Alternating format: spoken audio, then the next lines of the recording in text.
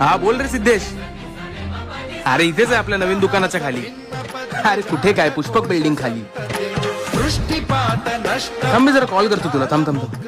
हे रोहित रोहित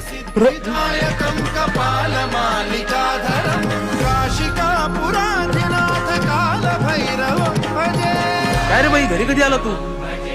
दादा, अरे अरे तुलाच फोन ट्राय करत होतो कधीपासून. ही बातमी वाच. आता तू पुष्पक बिल्डिंग मध्ये होता ना आपल्या नवीन दुकानावर. अरे ती बिल्डिंग कोसळली 15 मिनिटापूर्वी. काय?